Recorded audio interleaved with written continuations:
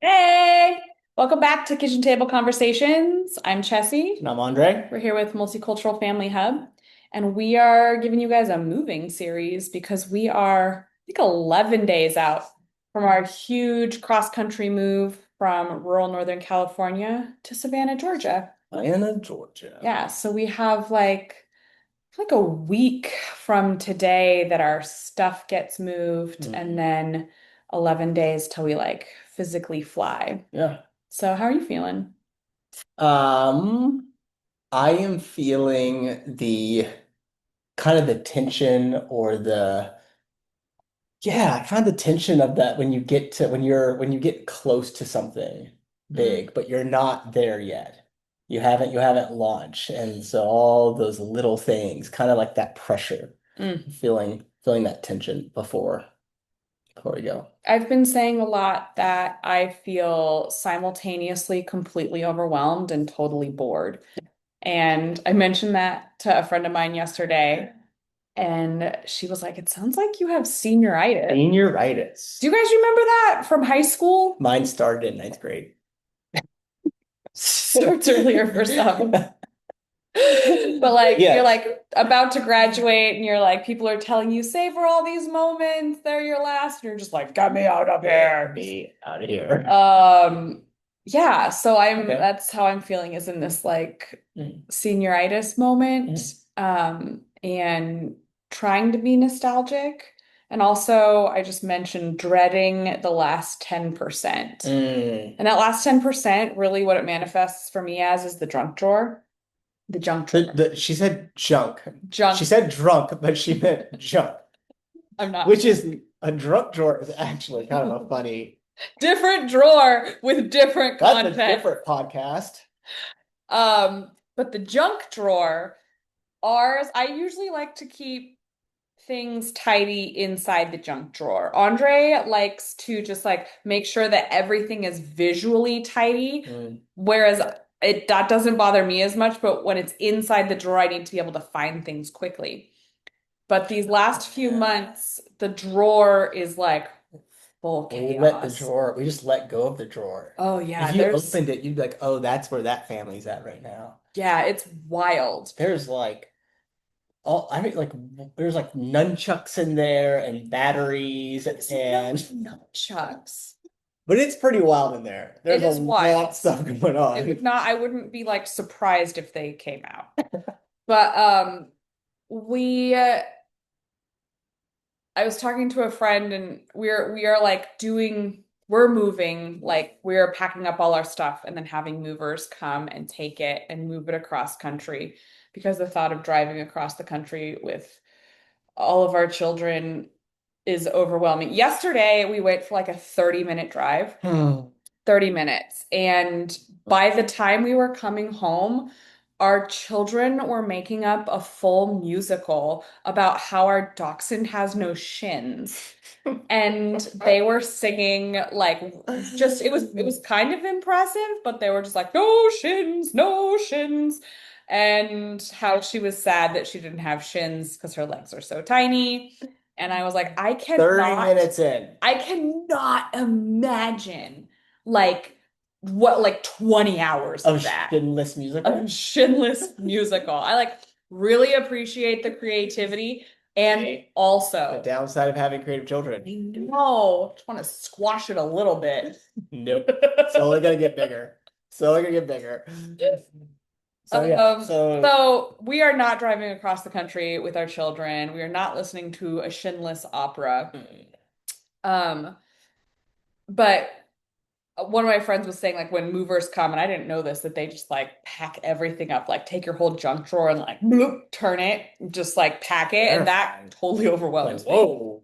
But what also overwhelms me is going through all that last 10%. We've moved out all the big Mm, stuff, mm, all of the couches, and we've sold all the big stuff. We've done major purging, mm. but our house is amazing in that it has lots of storage, and also there's lots of nooks and crannies that Okay. I have not I gotten don't even to. know what's in And there. that's the stuff I don't I feel like that with every project. It's that last Mm. 10% that really sucks. Hmm. That's like, I really don't want to do that part. Hmm. So I am trying in the next week to just like schedule a couple hour blocks where I'm like, okay, I go through this and I pack it and then I do something fun. Hmm. Um, So talk a little bit more about that. Like so you're saying that your strategy is to do the hard,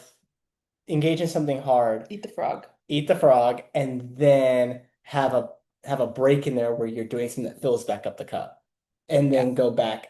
So tell me, so because that's a little bit different than the culture, than what the overculture message, how you accomplish something is. Yeah, I grew up with the phrase often that was work before play.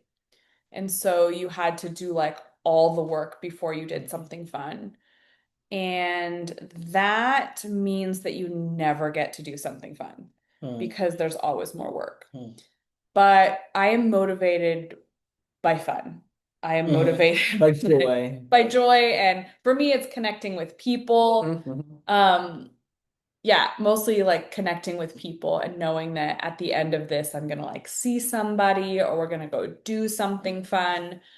Um, so I have to have those nuggets like woven within as like little carrots to Hmm. like get me to the end. Hmm. Because especially when it's this last 10%, it feels extra hard.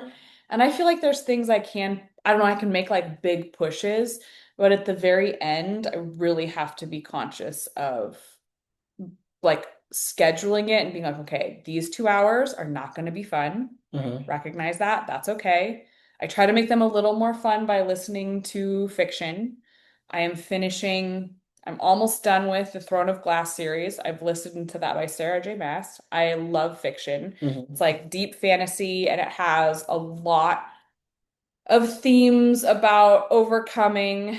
And I, at this moment in time, cannot listen to self-help books because I listen to a lot of like podcasts and that stuff too. But in this moment in time, it can only be fiction because it's only those stories that are strong enough to make me be like, okay, I can be like this character or Hmm. I want to like know what happens and I have a really active mind and so the at least for me the audiobook and the story kind of like shuts down part of it so I can listen to that and then focus on the menial task at hand. Hmm. Um, because for me it's like the menial tasks that are the most boring, like dishes and laundry and cleaning and packing and kind of like mindlessly going through stuff. Hmm. That does not spark joy for me. For some people it does. I am not that person. So I kind of have to like turn down part of my brain, the like really loud part, and listen to something fun or inspiring. So I do that while I'm doing the task and then also have a carrot.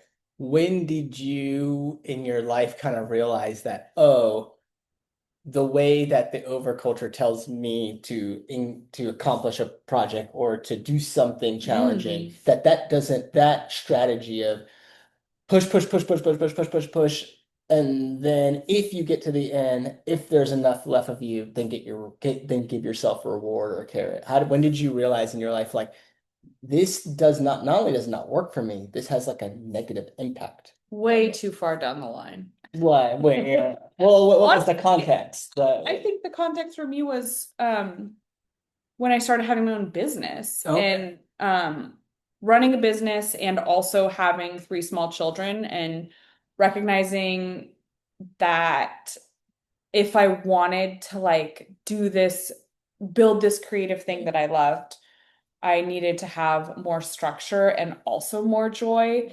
And I am not good at it all the time either. I still really struggle with like creating the carrot at the end Mm, because it also takes work to like stop. mm, Um, but so I would say that would be like 5 years ago, mm, 4 or 5, to start recognizing the structure that needed to happen to like accomplish the not fun thing. And I think that also goes hand in hand with like learning. I took a job at one point that was like an event coordination job strictly for the purpose of building skills that I would make decisions quicker. Mm, Because I get really in my head and tend to overthink things and like over research and like go down holes and like will just be afraid to take the action. So, um, once I started having that skill and being like, oh, number one, I need to make quicker mm. decisions, which is going to help with the junk drawer. Um, I can empty it real fast. I know Andre will just be like, done. And that also gives me lots of anxiety. There's so many things that we could use in there. And Oh, they'll like come to it's good in the junk homes. drawer. We probably not gonna use it because we can't find There's it. G2s in the junk There drawer. are GG pens. I'll save those. I'm a, Okay. you know what I mean, right? Yeah. G2s, that's Yeah. like the good That's the good pens. pens. Yeah, Yeah. no, you cannot dump the No. good pens. Yeah. Um, so learning to like make decisions quicker and then also I that like working with a coach at one point and recognizing to like scheduling in the free time, scheduling in the fun time to help me be more productive because Mm, I knew it was coming versus just like slogging through mud forever. mhm, So there has to be like, yeah, I feel like gotten better honestly within the past like 3 years mhm, at even with having trips or things like that where it isn't just like monotony forever. mm, Um, to be able to be like, that's the nugget at the end. And I don't know if that's everybody. I also recognize I am like highly motivated by rewards and fun and connection.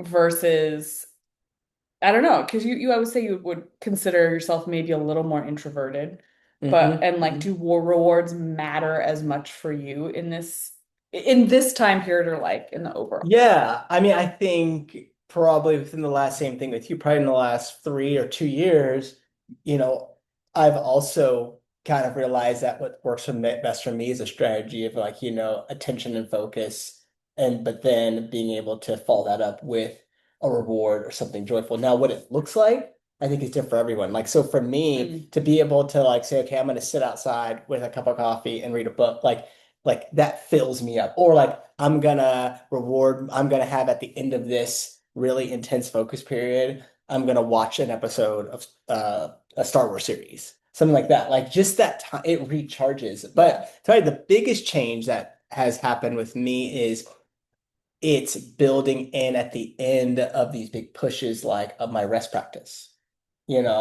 And so about a Mm. year and a half ago, about a year and a Oh half yeah. ago, I discovered some of the work of Octavia Ephraim, and she's actually a rest coach. And yeah, believe it or not, like she helps people learn how to rest and which is very different than sleep, and I'll get into that, but learn how to rest, learn how to kind of come down off of those very intense periods of focus that are energetically draining and rest so that you can recharge the system. She's got a couple books out. The one I'm reading now is Pause, Rest, Be, Stillness Practices for Courage in Times of Change. Check it out, Octavia Ephraim.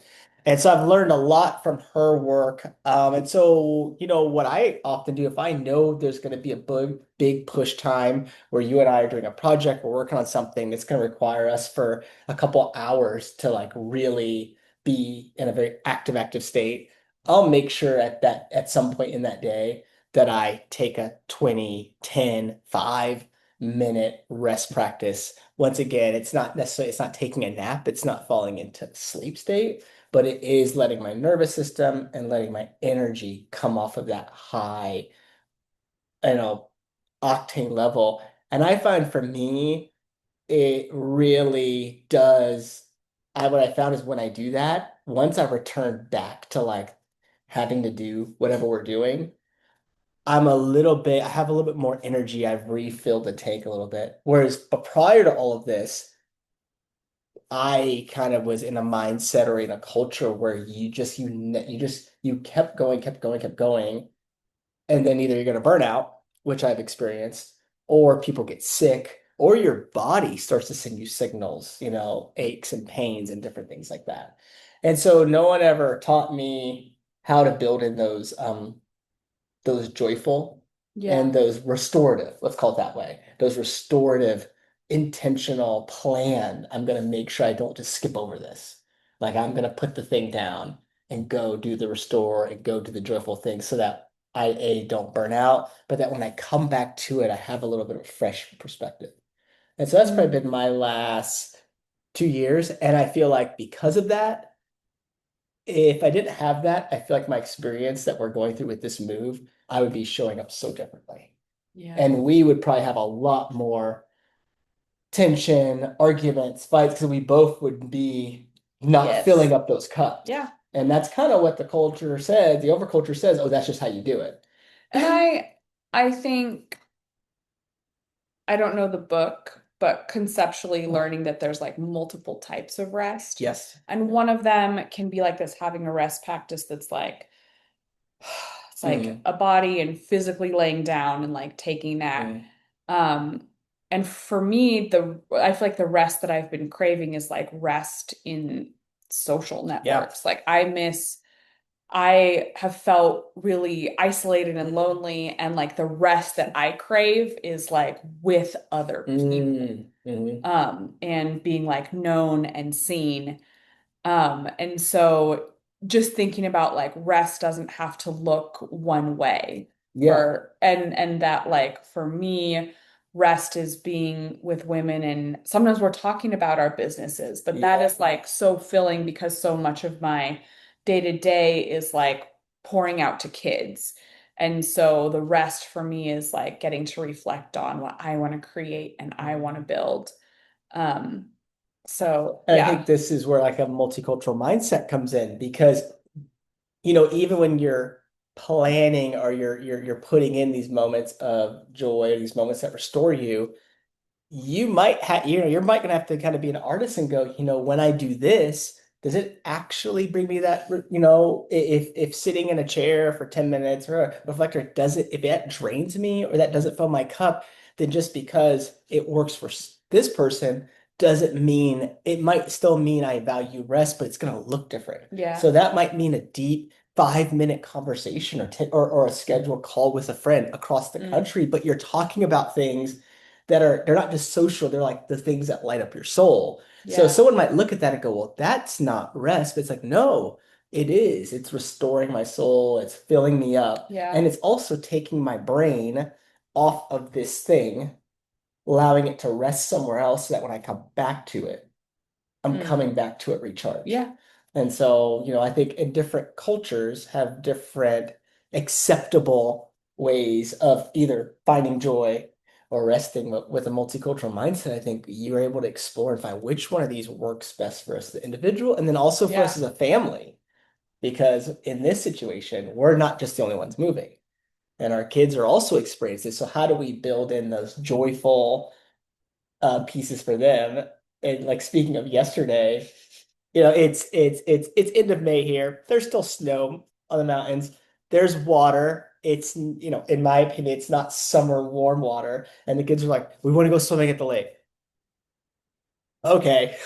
And sure enough, We had to go pick up the puppy meds so she can be a downer on the plane. yeah. And so we were doing that, and on the way back, we're like, let's stop. And I brought their swimsuits, and we were like, oh, there's not a ton of time. Like, do you really want to change out? And then they had like already waited and were like halfway soaked. We're like, well, we're already here. Yeah. So they got in the water and just like watching them It's like swim swam in it. this like mountain lake with like Massive lake. They're the only three snow-covered people in mountains in the it. background. And it was beautiful, but to be able to Yeah. be like, no, Yeah. this That's like it. 45 minutes is gonna fill them Yeah. and trying to have those moments for all of us. Hmm. Hmm. Yeah.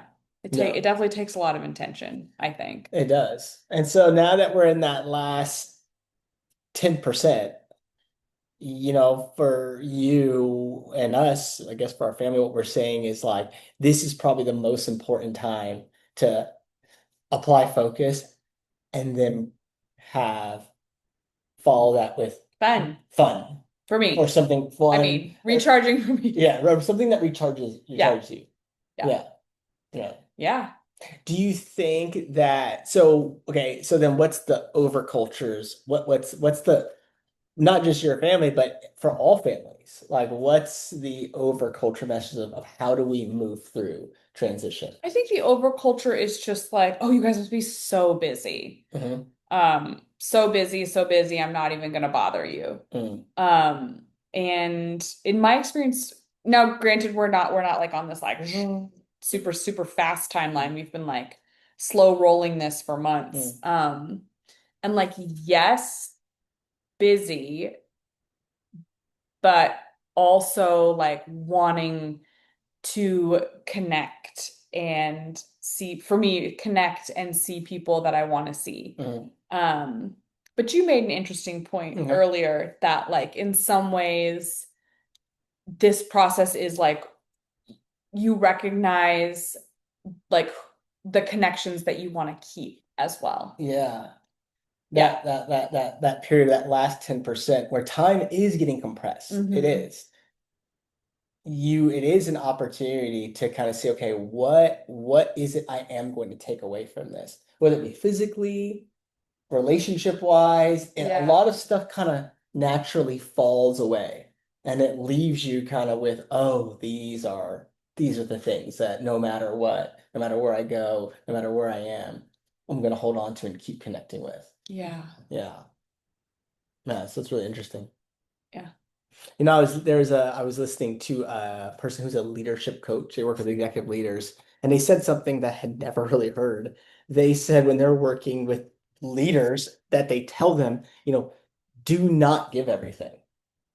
Like when you're doing a project, like don't give, people are like give 110%, go all the way. They're like, no, that's terrible advice. Like you should always leave a part of your energy, a part of your reserve in the bank. There should always be something that's there so that you're never depleted. You're never at zero. Because once you hit to that point, well, then you're not good for yourself. You're not good for the people around you. And obviously, if kids, you're not going to be very good for them. And so how do you think that that strategy of joy and fun ties in with this? Hmm.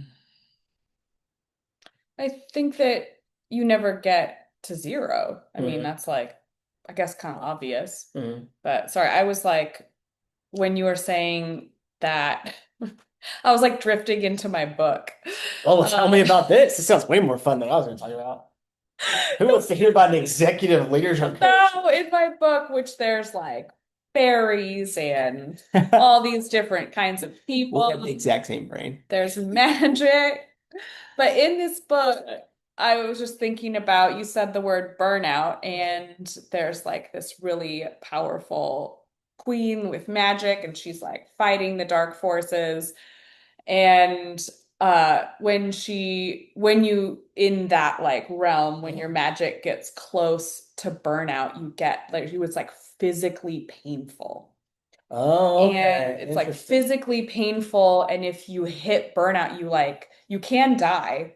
And you can also like it just like kind of puts you into like a deep sleep coma for days. Mm. And I think about this just even on like a productivity level, right? Like when you spiral so deep and you decide to give, you know, your last 10%, Mm. lots of 10% today. You can Yeah. decide to give your last 10% of your magic, and you hit burnout, the recovery is way longer. Mm. And the recover, so in some ways, it's even just like strategic to not Yeah. get to burnout, but to like always have some of your magic in reserve. Yeah. Um, yeah, Do you think, is it possible for us to even know when we're in let's call it like that danger zone, that last 10%? Is it possible for us to even know that if we don't have a practice or we haven't spent time like feeling our bodies? that's a great question. Uh, In Fairy Queen Land, definitely not, right? okay. Because you like What's the you strategy in Fairy Queenland? Well, I mean, like in some ways, at first she couldn't control her power and Mm. she couldn't feel her body. This is, wow, I'm really going there, you guys. Um, so she couldn't feel it and couldn't control her magic. Mm. And then eventually she started to like mine to the depths and know what it felt like when she got to the bottom and started to know the tells. So I do think that is part of like learning to listen to your body. In my Hmm. own life, I my back is like I have had multiple situations like when we went through the Dixie Fire in 2021, we were evacuated for 40 days and all these different circumstances at the very end. Andre was back here helping with the fire effort, and I was away evacuated with kids. And in like the last week of that, I had like a massive back spasm. But people Yeah. say like my back went out and I was like stuck like this. Mm, So I know for me, learning that my back is a tell, mm, and when I feel that tension being like, oh, that we're getting close to something on a larger level mm, that is emotional, that is like work related, emotional, spiritual, physical. And so learning to tell that body piece, and it actually started to manifest like 15 years before that when I had back pain in my 20s. So knowing for me that like it is when back pain starts that is like I'm getting close to magic burnout, which is also uh, what the Fairy Queen would feel. So obviously, my magic runs deep. oh. Full circle. Yeah, yeah. And, that's interesting. I think for me, what I realized I was, sharing with Chelsea, I got the opportunity yesterday to do a practice in a yoga studio, workshops and things, and it was just me. And I was kind of workshopping a restorative class, which you've never been to, they're very gentle poses that you're holding for long periods of time with supports. And as I was workshopping this class, like I kind of, because it was like, oh, this is a time for me to practice and put some things together. I thought I had a lot of energy. And then by the time I was workshopping this class and I got to kind of the final pose, you're laying down on your back, your knees are supported with a bolster underneath your head. So you're in this very restorative position. I mean, I fell asleep.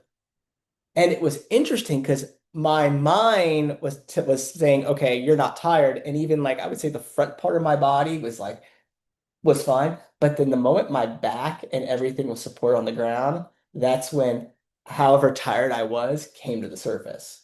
And I kind of, you know, fell asleep for a good chunk, let's say 10 minutes. If you would have asked me in that moment, hey, are you at that 10%? Are you tired? I would have been like, no. But then, after checking with my body, it was like, oh yeah, you actually are, you had a Yeah, lot of output.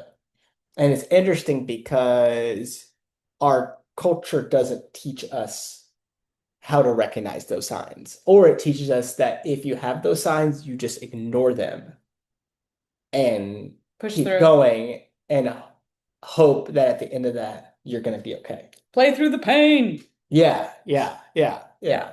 yeah. Yeah. So it's very interesting. Yeah, learning to move through it in a different way is for me is not easy. Hmm. And I am thankful for the support of a great chiropractor that can be like, "Oh, what have you been doing? How you feeling?" Hmm. And to recognize those tells, and also having like a logical mind that likes to line things up. Hmm. Just know that, hey, it is more practical, right? Like, I am going to be more effective as a human, as a mom, as a Hmm. wife, as a partner when I am not at my last 10%.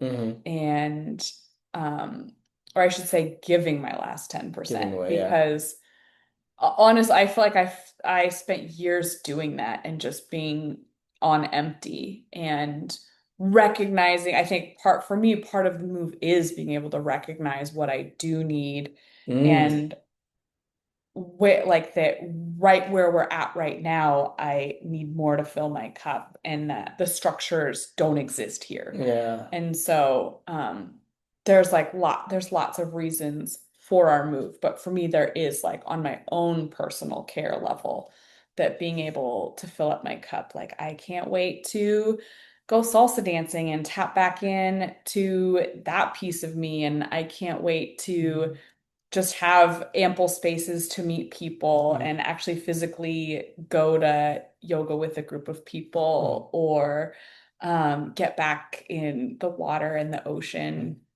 and go surfing. Mm. So all these things that I'm like excited to tap back into things that were pre-children that I know filled me up Mm. and we haven't had access to here. And so in some ways, like kind of going back. Yeah. Not actually going back, but like re-tapping in, I'd say, something Yeah. like that. Yeah. Bringing those elements of yourself, Yeah.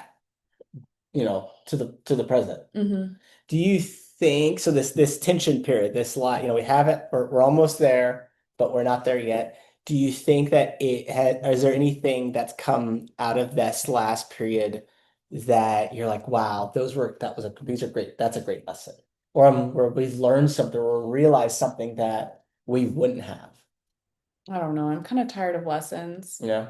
I mean, just like that's terrible, but really at this moment in time, I just kind of feel like the junk drawer, right? This Mm, last 10%, I'm like, I just have to kind of like focus through and support myself through mm, and not, like I said, not do any self-helpy, mm, listen to my fantasy and like move, just be supported through it till we like physically make the transition. mm, Cause um I don't know that like we're still in it and I don't like have a lot of space to be reflective. Does hmm. Yeah. that make sense? Yeah, yeah, yeah. Yeah, yeah. We were talking about that image of the bow and arrow, like that the string has to get pulled back so far, and there's this point of tension where the person, holds it before it's released, all that. And so I think we're at that point where we're like The least fun the point least fun point where it's like, is the okay, yeah, holding. it's the holding, and like, and there's stuff being held that are unknown, there's stuff being held that's out of our control. But then it's like knowing at some point there is going to be that release, but you don't know when that's going to happen. And so yeah, so that's kind of where we are physically, Yeah. emotionally, psychologically, is in that last stretch. Yeah. And also simultaneously in fairyland. And also simultaneously we're living in Jesse's in fairyland, and it's really fun. Wake up dreaming about it. Do you ever do that where you're like in a, I don't know if anybody else has that experience with fantasy. So you Well, wake up dreaming I about like the wake up with like those characters in my dreams. hmm. Or like have been inserted into like the situations in dreams, which I mean, usually I wake up and I'm like, oh, I should probably like take a break from that. But Yeah, yeah. but Well, you said yeah. something interesting though. You said that by listening to I think you said you kind of framed like by listening it to this character story, I feel like then I get to kind of move through the world like that character would. Yeah, absolutely. Tell me more And about that. well, Because a self-help book, that's you can't, or like not even a self-help book, even a book on life, that doesn't allow you the opportunity for that. I mean, in this one, in some ways, it's like obviously it's fiction and Mhm. fantasy, but just these like strong, beautiful characters that are, saving their world from Mhm. dark overlord princes and have been through hell themselves Mhm. and have overcome all these obstacles and they keep coming to like move. I mean, the goal within this series is to like create a better world, right? Mhm. And so I feel like the overarching themes are like things that I can identify with, even though I'm not like slaying Volg princes, right? Okay. So, So what are those? Wait, give me a couple of the overarching themes. well, And that bold princess better not be me. you are not a And I Volg. am not a princess. You are not a Volg prince. I'm not a bold prince. No. Or a princess. Um, Yeah, so what are some of the overarching themes? I think some of the arching themes for me that I pull out is like the main character consistently keeps having to tell herself her story so she doesn't forget in times of tension, which is like there once was a young princess who loved her kingdom.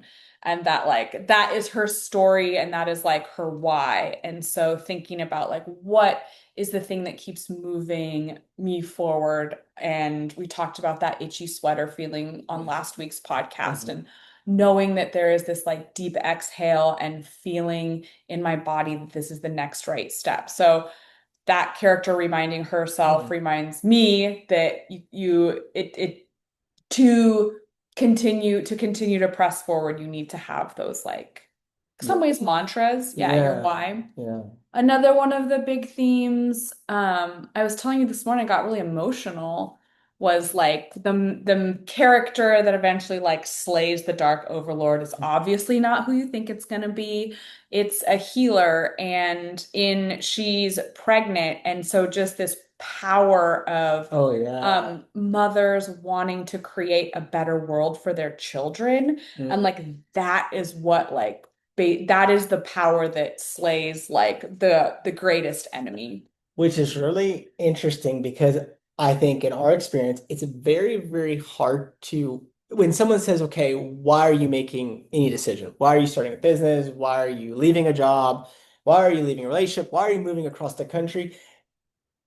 When you have that life, that thing, that source that, in this case, the character being pregnant, that's inside of you that is such a deep why that Mm, you might not even have the words in the English language to be able to share with your friends or family loved ones of why it is you're making that decision because you are almost you're in the present, but you're tapping into something that you inherently know is good for something in the future, but that something is not just you.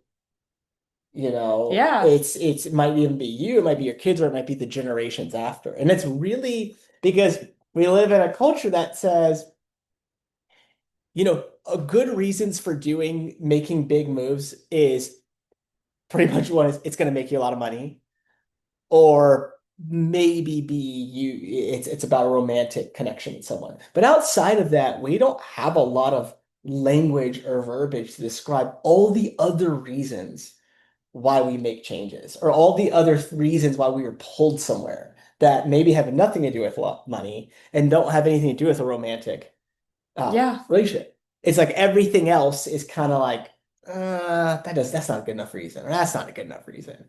And so it's interesting this character in this book has the most amazing reason, within. And we've talked about how that relates to our journey right now, and in terms of some of our decisions being for you and for me, but also for This like our other, kids. yeah, our I think our children is a reason, and this other like seed of creativity, and this thing that like in some ways only we or I can birth into the world Mm. creatively.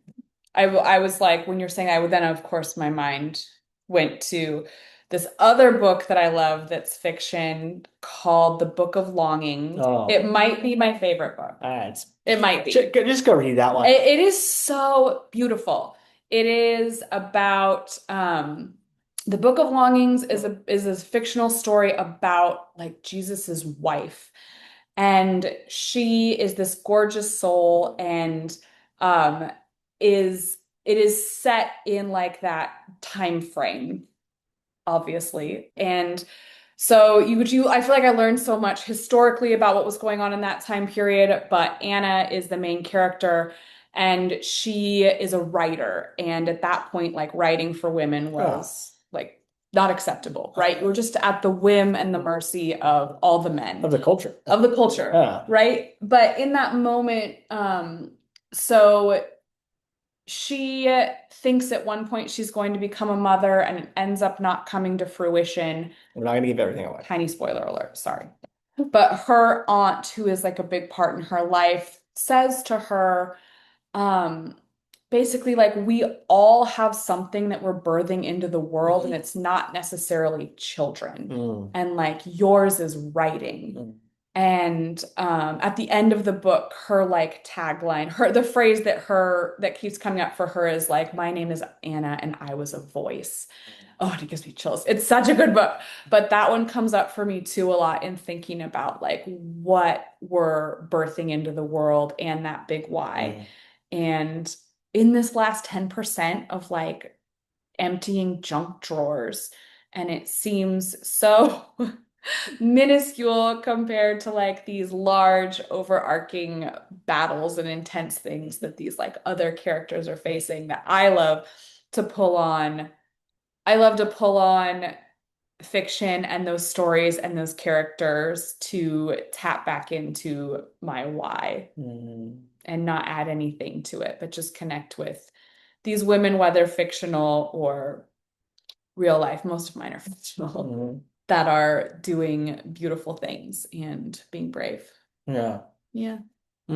So that's kind of where we're at right now. We are in that zone. So today was Octavia Rahim, Pause Rest Be. It was Sarah J. Maas. Kingdom of Ash is the one that I'm on, but the whole series is Throne of Glass. If you are ready for some fantasy, it's a commitment, it's big. I've listened to all audiobooks and it's taken me like a year. And then the last one that is so good is The Book of Longings by Sue Monk Kidd. Anything by Sue Monk Yeah. Kidd is like my jam. Yeah. But yeah. No. And so yeah, that's where we're at. The bow is still pulled back. We Yep. haven't launched yet, Getting but close. we know this is a part of the process. And we've learned a great deal in this time, but we've also are building in fun and joy and Truth just too. and, Yeah. and, and really some time of reflection.